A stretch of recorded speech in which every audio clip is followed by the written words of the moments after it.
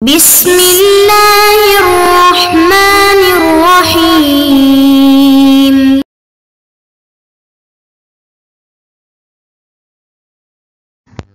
اعوذ باللہ من الشیطان الرجیم، بسم اللہ الرحمن الرحیم۔ عزیز طلباء کرام، السلام علیکم ورحمۃ اللہ وبرکاتہ۔ امید ہے آپ سب خیر و عافیت سے ہوں گے۔ جواہر البلاغہ حصہ دوم، سبق نمبر 11۔ جیسا کہ آپ عزیزان جانتے ہیں، پچھلے درس میں ہم نے وجہ و شبہ کی اقسام اور وجہ و شبہ کے اعتبار سے تشبیہ کی جو پہلی تقسیم تھی اس کے بارے میں پڑھا۔ آج کا جو درس ہے وہ وجہ و شبہ کے اعتبار سے جو تشبیہ کی دوسری تقسیم ہے اس بارے میں ہے۔ اس درس میں ہم پڑھیں گے کہ وجہ و شبہ کے اعتبار سے تشبیہ کی دوسری تقسیم کیا ہے اور اس کی تفصیلات کیا ہیں۔ وجہ و شبہ کے اعتبار سے تشبیہ کی جو دوسری تقسیم ہے وہ تشبیہ مفصل اور تشبیہ مجمل کی ہے۔ تشبیہ مفصل یعنی جہاں مشبہ اور مشبہ بہ کے ساتھ وجہ و شبہ یا وجہ و شبہ کے ملزوم کو ذکر کیا گیا ہو، اس کو تشبیہ مفصل کہتے ہیں۔ یہ تو آپ عزیزان جانتے ہیں کہ جب بھی ایک چیز کی دوسری چیز سے تشبیہ دی جاتی ہے تو وہاں پر وجہ و شبہ تو ہوتا ہے کہ جس کی وجہ سے ایک چیز کا دوسری چیز کے ساتھ تشبیہ دیا جاتا ہے، لیکن کبھی کبھار متکلم اس وجہ و شبہ کو ذکر کرتا ہے اور کبھی کبھار متکلم اس وجہ و شبہ کا ذکر نہیں کرتا۔ یعنی وجہ و شبہ ہوتا تو ہے لیکن متکلم واضح طور پر کلام میں اس کا ذکر نہیں کرتا۔ ایک ہمارے پاس ہے وجہ و شبہ اور ایک ہے ہمارے پاس وجہ و شبہ کا ملزوم۔ اگرچہ ان دونوں میں اتنا کوئی فرق نہیں ہے، دونوں کو وجہ و شبہ ہی شمار کیا جاتا ہے۔ ارکان تشبیہ میں جب ہم نے کہا کہ ارکان تشبیہ 4 ہیں تو اس میں ہم نے تو نہیں کہا کہ یا تو وجہ و شبہ ہو یا اس کا ملزوم ہو، بلکہ یہ کہا کہ وجہ و شبہ ہو بس۔ یعنی وجہ و شبہ کے ملزوم کو بھی وجہ و شبہ کے زمرے میں ہی ذکر کیا جاتا ہے، اور جب آپ تطبیق کرتے ہیں تو آپ نے فقط وجہ و شبہ بولنا ہوتا ہے، یہ صراحت نہیں کرنا ہوتا کہ وجہ و شبہ یا وجہ و شبہ کا ملزوم۔ لیکن ہاں فنی طور پر تھوڑا سا فرق ہے وجہ و شبہ اور وجہ و شبہ کے ملزوم میں، تو اس حوالے سے آپ متردد نہ ہوں کہ اگر کہیں پر آپ نے کوئی ایسا مثال دیکھا کہ جہاں پر بذات خود وجہ و شبہ تو نہ ہو لیکن اس کا ملزوم ہو، اس کا لازمہ ہو، تو آپ یہ کہیں کہ بھئی یہاں پر تو وجہ و شبہ نہیں ہے لہٰذا یہ تشبیہ جو ہے غلط ہے۔ نہیں، ایسا نہیں۔ لہٰذا وجہ و شبہ خود ہو یا اس کا ملزوم ہو، بات ایک ہی ہے، لازم و ملزوم جو ہے وہ جدا نہیں ہوتے آپس میں۔ مثلا ایک مثال آپ کو میں دیتا ہوں کہ فلان بندہ، مثلا زید کل بحر جودن، زید جود و سخا میں سمندر کی طرح ہے۔ اب یہاں پر وجہ و شبہ نہیں ہے بلکہ اس کا ملزوم ہے۔ وہ کیسے؟ وہ ایسے کہ کیا سمندر سخی ہوتا ہے؟ سمندر کے لیے ہم سخاوت تصور ہی نہیں کر سکتے، سخاوت سمندر کی صفت بن ہی نہیں سکتی۔ تو پھر یہاں پر ہم نے زید کی جو تشبیہ دی ہے بحر کے ساتھ اور جودن ساتھ ذکر کیا ہے سخاوت میں، تو کیا ہم نے غلط کیا ہے؟ نہیں، غلط نہیں کیا، بلکہ وجہ و شبہ کے ملزوم کو لے کر آئے ہیں۔ وہ کیا ہے؟ اصل میں سمندر جو ہے وہ عطا تو کرتا ہے نا، کوئی بھی سمندر پہ جائے، وہاں سے پانی لے، وہاں سے مچھلی اٹھائے، وہاں سے ہیرے جواہرات اٹھائے، سمندر اس کو منع نہیں کرتا۔ یعنی اگر کوئی سمندر سے کچھ لیتا ہے تو سمندر اس کو منع نہیں کرتا۔ سمندر آپ یہ تصور کریں کہ ہر کسی کو عطا کرتا ہے، کسی کو بھی منع نہیں کرتا۔ تو سخی انسان بھی تو ایسا ہوتا ہے نا، جو سخی انسان ہوتا ہے، جس کے اندر جود و سخا ہوتی ہے، وہ بھی تو ایسا ہوتا ہے، کسی کو منع نہیں کرتا، ہر کسی کو عطا کرتا ہے۔ تو اب یہاں پر جو لازم ہے یعنی جو وجہ و شبہ ہے وہ اصل میں عطا کرنا ہے، کہ زید سمندر کے ساتھ تشبیہ رکھتا ہے عطا کرنے میں، لیکن وجہ و شبہ بذات خود نہیں آیا ہوا بلکہ اس کا ملزوم جودن جو ہے وہ آیا ہوا ہے۔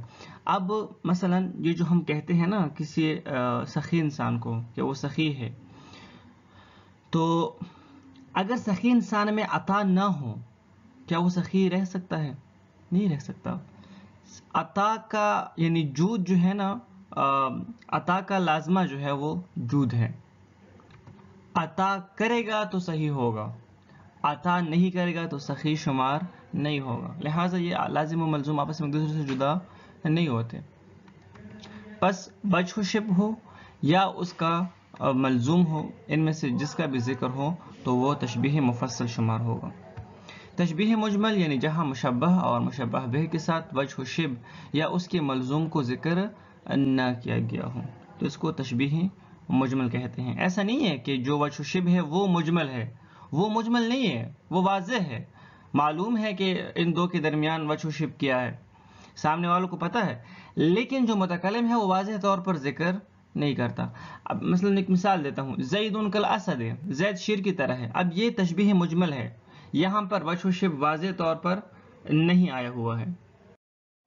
اب اس کا مطلب یہ نہیں ہے کہ یہاں پر جو وجہ شبہ ہے وہ مجمل ہے، مخاطب کے لیے واضح نہیں ہے. نہیں، اس کا مطلب یہ ہے کہ کسی غرض بلاغی کے تحت کلام میں متکلم وجہ شبہ واضح طور پر ذکر نہیں کرتا، کلام سے، جملے سے وجہ شبہ کو حذف کر دیا ہے کسی غرض بلاغی کے تحت. باقی سامنے والے کے واضح ہے کہ زید کالاسد، زید شیر کی طرح ہے، زید شیر ہے. کیا مطلب؟ یعنی جو زید ہے وہ شیر کی طرح شجاع ہے.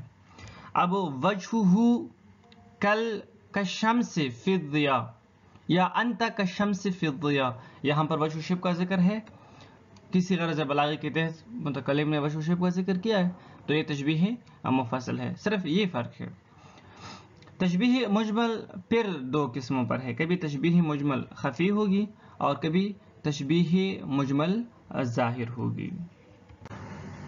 تشبیہ مجمل تو ویسے بھی وہی ہے کہ جس میں وجہ شبہ ذکر نہ ہو.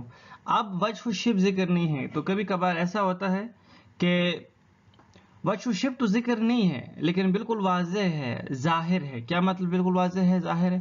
آپ وجہ شبہ ذکر نہ بھی کریں، سامنے والے کو پتہ چل جاتا ہے جہاں پر وجہ شبہ کیا ہے. مثلا زید کالاسد، اب یہاں پر آپ وجہ شبہ ذکر کریں یا نہ کریں، سامنے والے کو واضح طور پر پتہ چل جاتا ہے کہ یہاں پر وجہ شبہ کیا ہے. یہاں پر وجہ شبہ شجاعت ہے، بالکل ظاہر ہے.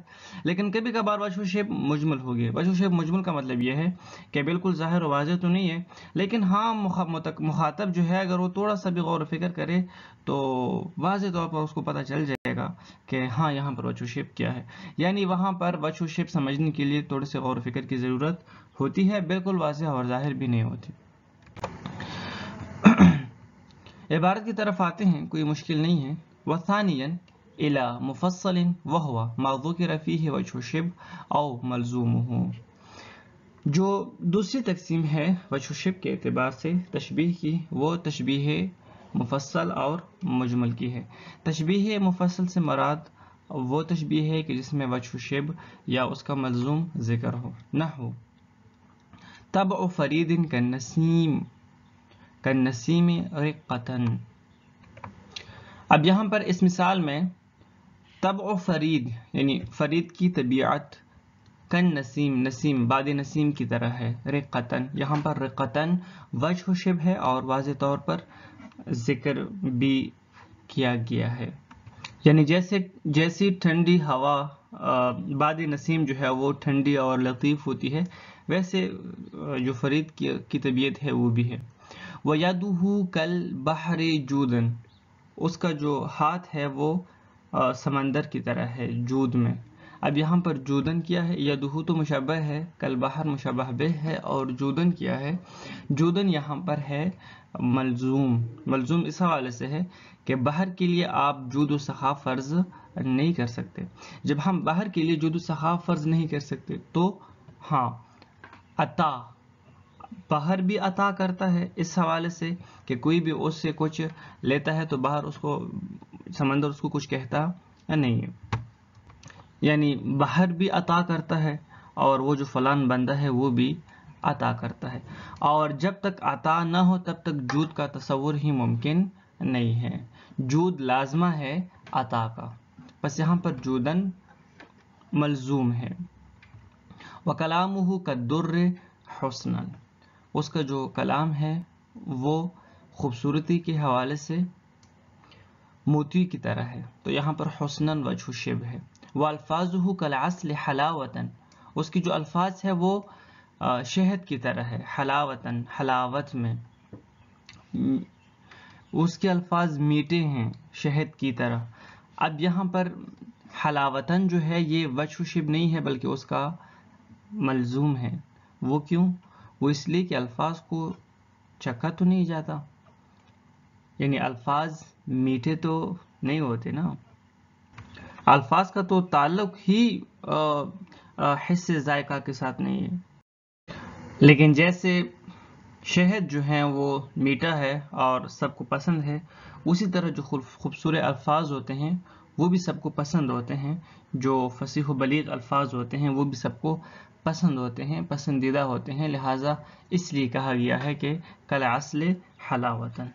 وکقول الشاعر انا کالماء ان رضیت صفاء واذا ما سخطت كنت لہیبا، میں جب راضی ہوتا ہوں تو پانی کی طرح صاف ہوتا ہوں، اور اگر غصہ ہوتا ہوں تو آگ کا شعلہ ہوتا ہوں۔ ابھی یہاں پر اس میں شاعر نے اپنی مثال دی ہے، اپنی تشبیہ دی ہے پانی کے ساتھ۔ وجہ و شبہ کیا ہے؟ صفاءً، جیسے پانی صاف و شفاف ہوتا ہے تو شاعر کہتا ہے کہ میں بھی اسی طرح صاف و شفاف ہوتا ہوں جب میں راضی ہوتا ہوں، لیکن جب میں غصہ ہوتا ہوں تو پھر آگ کا شعلہ ہوتا ہوں۔ تو اب یہاں پر صفاءً وجہ و شبہ ہے اور ذکر ہے۔ دوسرا جو ہے وہ ہے مجمل، مجملن، وثانیاً الى مفصل ومجمل وهو ما لا يذكر فيه وجه الشبه ولا ما يستلزمه۔ تشبیہ مجمل یہ ہے کہ جس میں نہ تو وجہ الشبہ ذکر ہو اور نہ اس کا ملزوم ذکر ہو، نہ ہو۔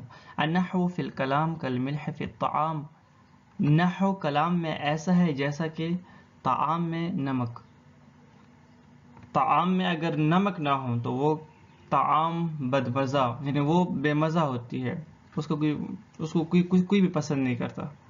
کلام میں اگر علم النحو نہ ہو، نحوی قواعد کا استعمال نہ ہو تو اس کو بھی کوئی پسند نہیں کرتا۔ فوجہ الشبہ هو الاصلاح فی کل، یہاں پر وجہ الشبہ کیا ہے کہ ہر حوالے سے، یعنی نحو اگر کلام میں ہے تو کلام درست ہے، صحیح ہے، نحو کلام میں نہیں ہے تو نہ تو وہ پسندیدہ ہے نہ وہ درست ہے۔ اسی طرح طعام جتنی بھی بہترین ہو لیکن اس میں اگر نمک نہ ہو تو وہ درست نہیں ہے، وہ پسندیدہ نہیں ہے۔ لیکن یہاں پر وجہ الشبہ کو ذکر نہیں کیا گیا۔ وکقولہ انما الدنیا کبیت نسجہ من عنقبوت، دنیا ایک ایسا گھر ہے کہ جسے مکڑی کی جالے سے بنایا گیا ہے۔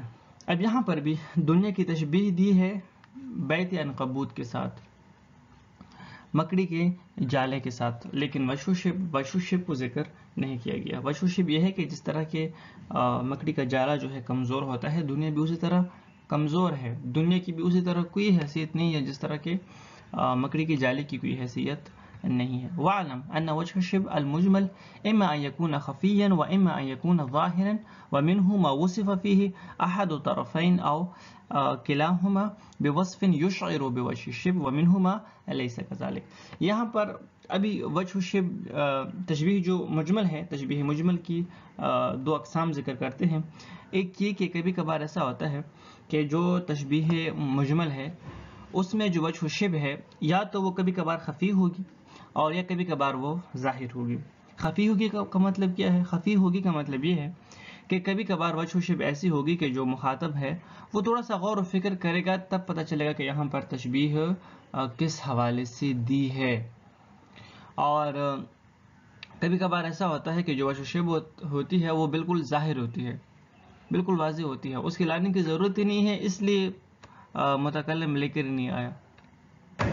مثلا مثال دیتے ہیں، فرض کرتے ہیں ایک شعر ہے جس کا ایک مصرع کوئی لے کر آئے، جہاں میں اہل ایمان صورت خورشید جیتے ہیں۔ اب یہاں پر اس مصرع میں شاعر نے تشبیہ دی ہے اہل ایمان کی خورشید کے ساتھ، صورت خورشید کے ساتھ۔ اب کوئی یہ شعر اپنے کلام میں لے کر آتا ہے، فقط اتنا ہی لے کر آتا ہے۔ اب یہاں پر کئی یعنی حوالوں سے ہم اہل ایمان کی جو ہے تشبیہ دے سکتے ہیں خورشید کے ساتھ، سورج کے ساتھ. لیکن متکلم کس وجہ شبہ کے تحت، کس مقصد کے تحت لے کر آئے ہیں اور یہاں پر اہل ایمان کو تشبیہ دے رہے ہیں اس خاص موقع پر سورج کے ساتھ، تھوڑے سے غور و فکر کی ضرورت ہے، سیاق و سباق دیکھنے کی ضرورت ہے، تب ہمیں پتہ چلے گا. لیکن زید کل اسد ہے، زید شیر کی طرح ہے. اب اس میں وجہ شبہ بالکل واضح ہے، کوئی خفی ہے ہی نہیں. سب کو پتہ ہے کہ شیر شجاع ہوتا ہے، اور جب بھی معاشرے میں کسی کی تشبیہ دی جاتی ہے شیر کے ساتھ تو شجاعت مراد ہوتا ہے. لہٰذا خفی اور جلی میں خفی اور ظاہر میں یہ فرق ہے. کبھی کبھار ایسا ہوتا ہے کہ مشبہ یا مشبہ بے دونوں یا ان میں سے کسی ایک کے ساتھ وصف ذکر کیا جاتا ہے، اس کے ساتھ قید لگایا جاتا ہے، ایک وصف اس کے ساتھ ذکر کیا جاتا ہے کہ جو اشارہ کر رہا ہوتا ہے، یشعر بوجہ شبہ، جو وجہ شبہ کی طرح اشارہ کر رہا ہوتا ہے، وجہ شبہ کی طرف ہمیں متوجہ کر رہا ہوتا ہے کہ یہاں پر جو ہے وجہ شبہ فلان ہے مثلا. اور کبھی کبھار وہ بھی نہیں ہوتا، کچھ بھی نہیں ہوتا، جیسے کہ زید کل اسد. والسلام علیکم ورحمۃ اللہ وبرکاتہ.